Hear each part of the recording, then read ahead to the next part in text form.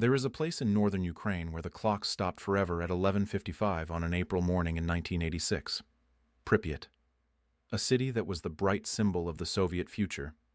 Today it is a concrete skeleton swallowed by a radioactive forest.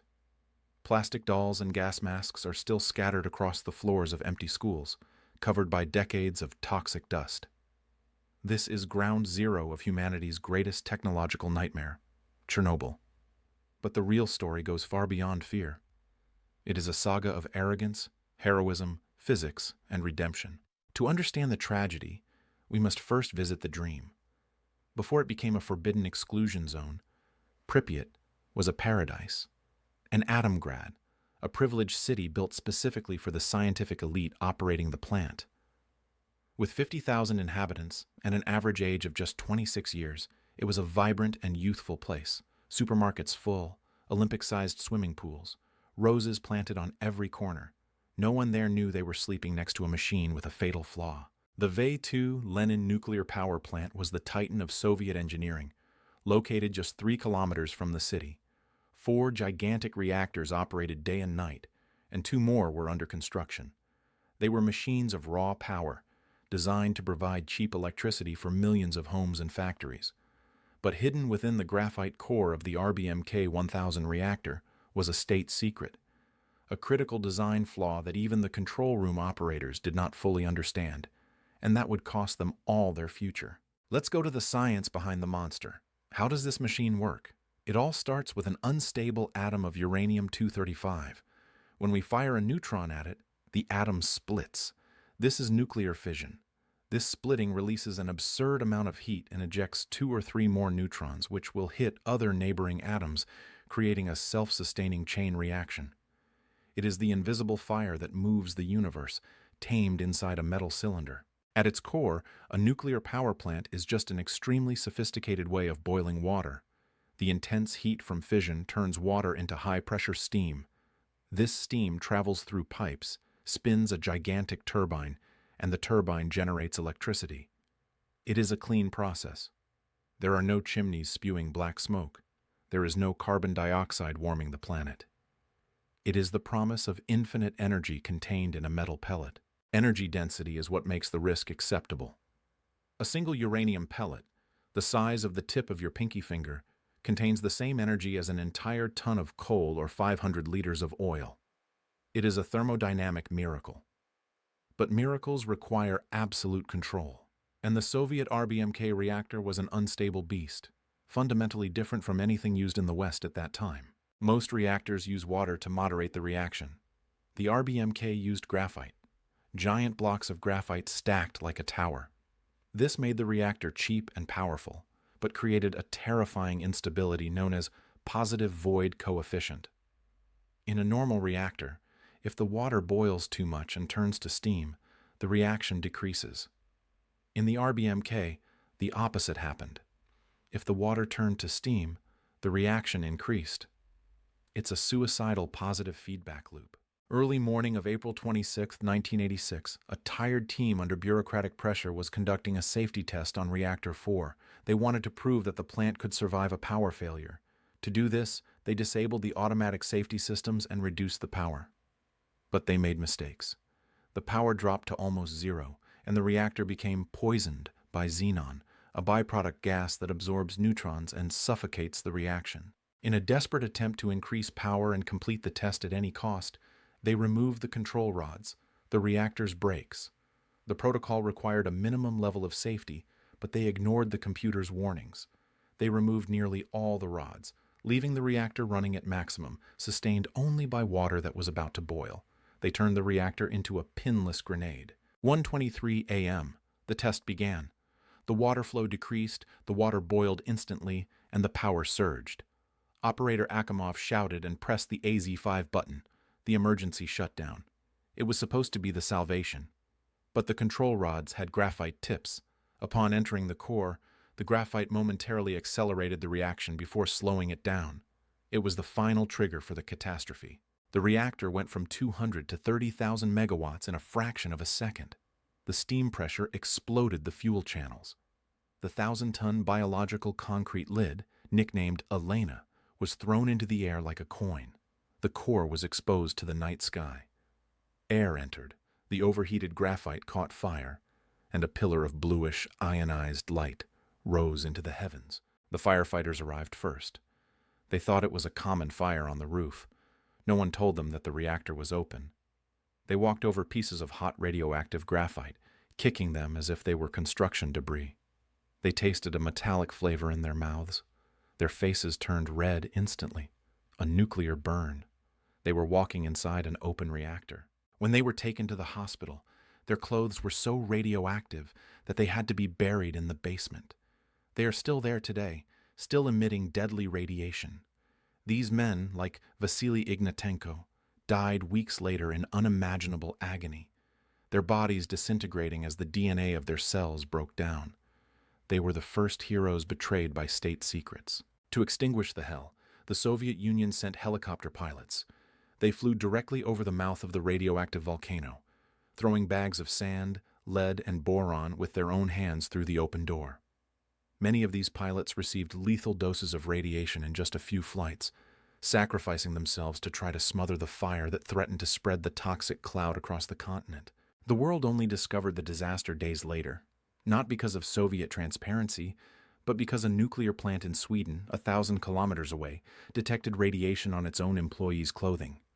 The toxic cloud was already covering all of Europe, and the Soviets were still trying to deny the severity of the situation in Moscow.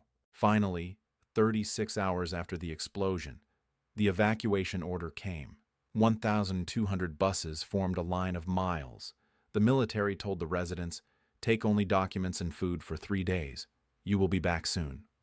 It was a pious lie. They left behind photos, animals, and their entire lives. They never returned home. Pripyat was frozen in time. Plates of food remained on the tables. Clothes were left on the lines. The city became an instant museum of the Soviet Union in 1986, preserved by radiation. The silence that fell over the city was heavier than concrete. With the city empty, the cleanup began. The Soviet Union mobilized 600,000 men. They were called liquidators. They were soldiers, miners, and workers from all over the USSR, sent to clean up the radioactive waste with little more than shovels and cloth masks, fighting a war against an invisible enemy. There was fear that the melted core would burn through the ground and reach the groundwater, causing a secondary steam explosion. Coal miners were brought in to dig a tunnel under the reactor. They worked naked in the suffocating and radioactive heat to install a cooling system. They saved Europe from becoming uninhabitable. The roof of the neighboring reactor was covered in deadly graphite. They tried to use robots from Germany and Japan to clean it, but the radiation was so intense that it fried the electronic circuits. The robots would walk a few meters and then die. The only machine that worked in that environment was biological. They called the bio-robots men. Young men dressed in improvised lead armor. The plan was insane.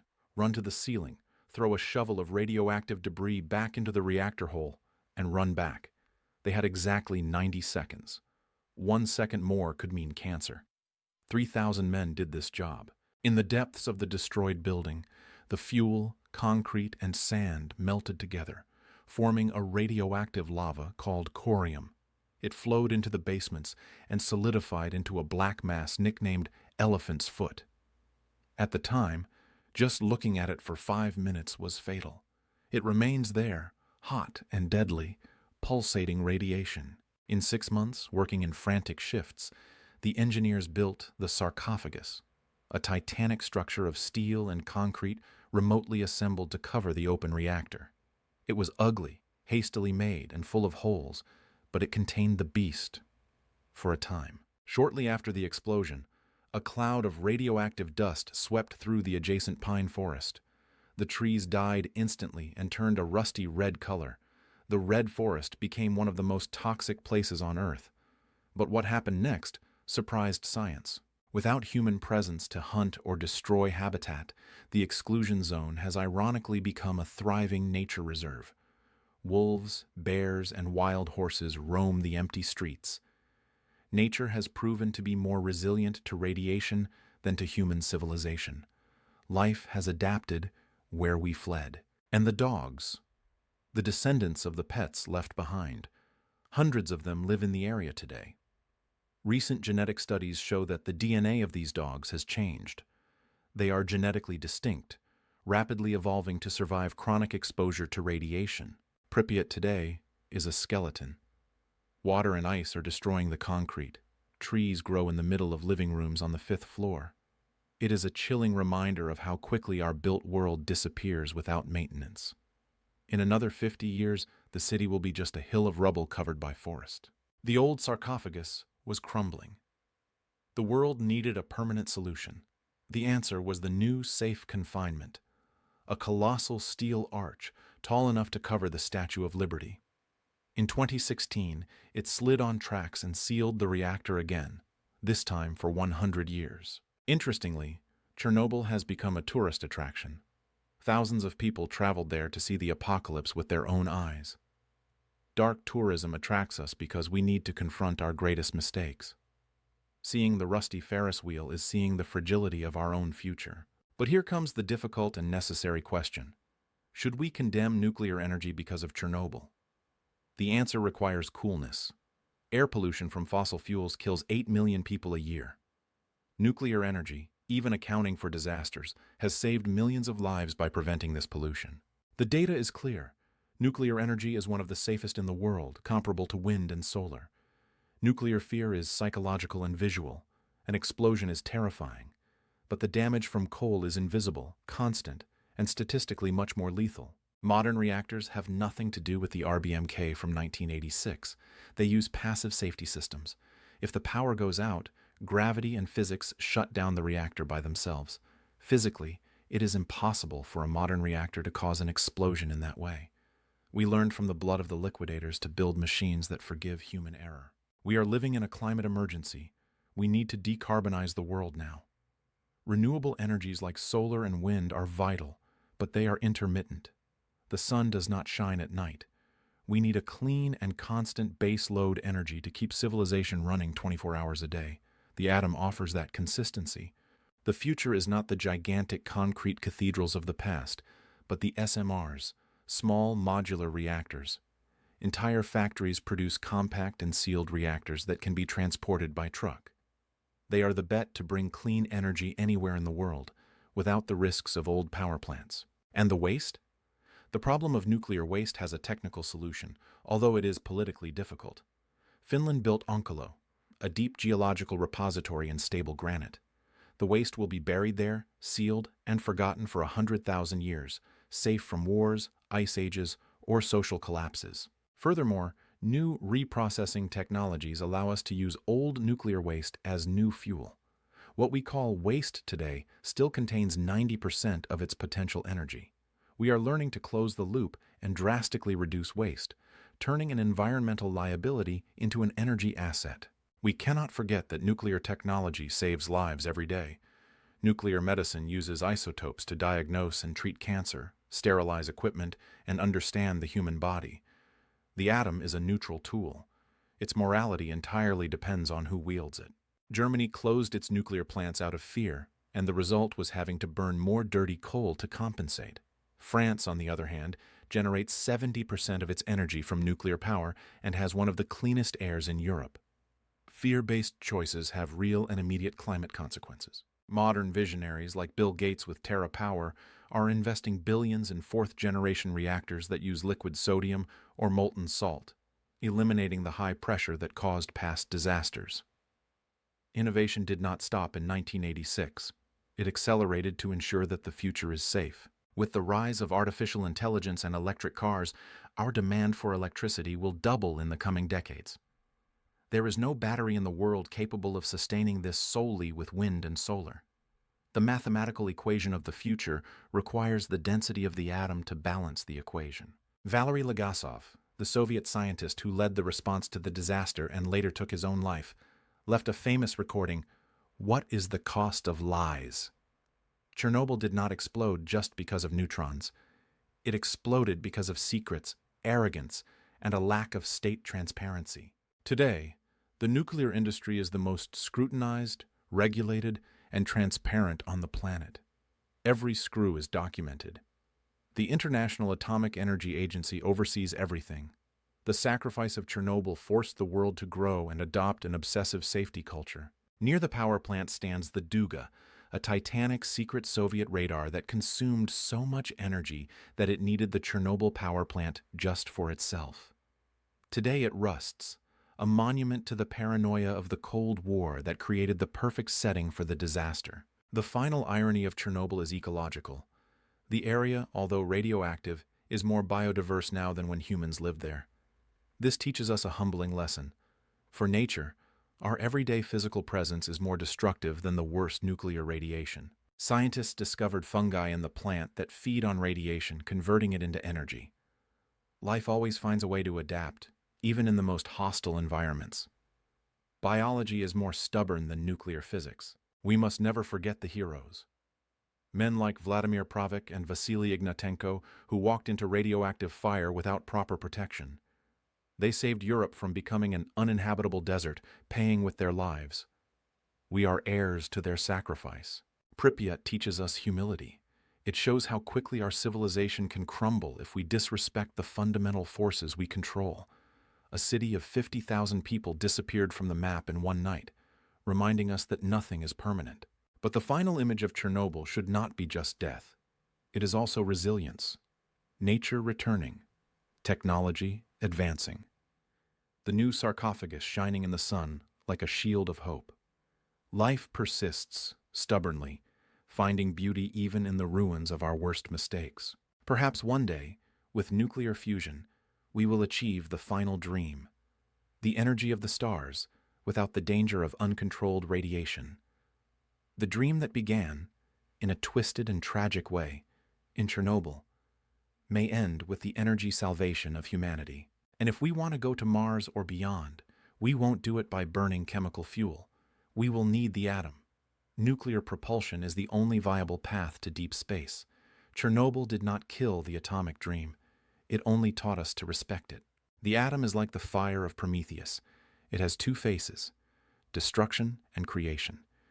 It is up to us, and only us, to choose which face we will feed in the 21st century. Technology is neutral. Ethics are human. Did you know that living next to a coal plant exposes you to more radiation than living next to a nuclear plant? Coal releases uranium and thorium directly into the air. Fear often leads us to choose the invisible poison over the scary medicine. Chernobyl should not be the reason for us to stop progress. It should be the reason for us to be better, more rigorous, and absolutely transparent. The steel sarcophagus covering Reactor 4 is a monument to our responsibility to protect the future. The energy density of uranium is a gift from the universe. Wasting it out of fear of the ghosts of the past could cost the climate future of our planet. In a warming world, the luxury of ignoring nuclear science is something we can no longer afford. Do we want a future with clean air for them? Then we need to have difficult and adult conversations about energy, based on scientific facts, not horror movies. Reality is complex, and so are the solutions. We left Pripyat behind, frozen in time, like an eternal warning etched in the landscape of Ukraine. But we carry the lesson with us. Ignorance is dangerous. Knowledge is the only real security. The energy that lights your light now needs to come from somewhere. May it come from human intelligence taming nature wisely and not destroying it with smoke. The legacy of Chernobyl should be a cleaner planet.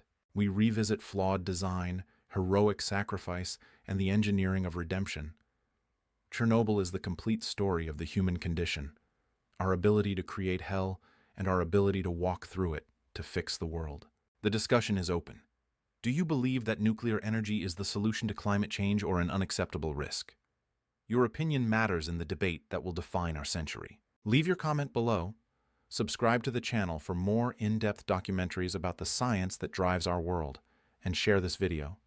The truth is in the details. Until next time.